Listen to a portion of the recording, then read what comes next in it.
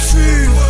واخا تسكن فهاد البلاد حق يتامى وجاعو، واخا يخدم فهاد البلاد غير اللي المعارف دراعو، واخا شباب هاد البلاد غير في البحر ضاعو، واخا بنات هاد البلاد غير في الطريق يتباعو، واخا الطرق الدور في الحومة ديالنا كثار من الحص، واخا الناس اللي نعترو فيهم في الزنقة عطينا الطص، واخا المعيشة اللي غلات والمسكين مزموت، واخا الدراوش اللي في السبيطارات كتموت، واخا المجتمع يقصح والقلوب تتحجر، واخا السلطة يعني القوة تساوي تحقر،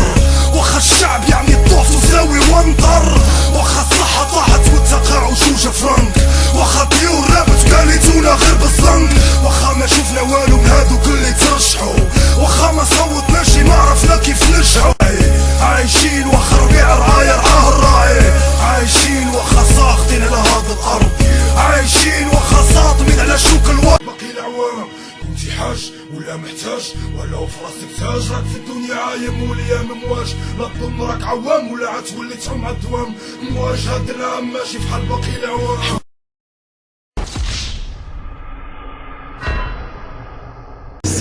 مبروك عليك خويا مسلم، شنو احساسك؟ وطبعا فرحه لا توصف، يعني شرف لينا وشرف الموسيقى ديالنا،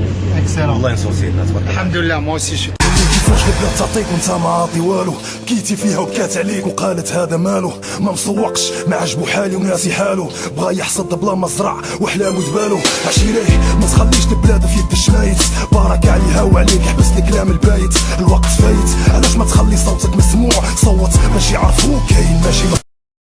مؤخرا هاد الايام هي القضيه ديال داك الشاب رابور مستر كريزي اللي تحاكم ب3 شهور ديال السجن،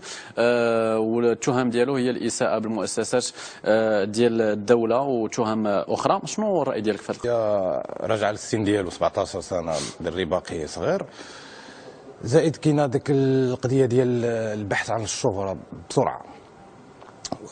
تعمل شي حاجه بحال هكذا يعني غادي تثير لك انتباه الناس، غادي يسمعوا سمع شنو قال هذا راه واعر، هذا راه فهمتي قاصح راه فهمتي، ولكن هو تهور فهمتي، ماشي هكذا فهمتي. يعني كاين اللي كيمشي للراب اندر جراوند، الراب اللي كنسميوه بين قوسين اونتي سيستيم باش يتشهر مثلا المهم كتعمل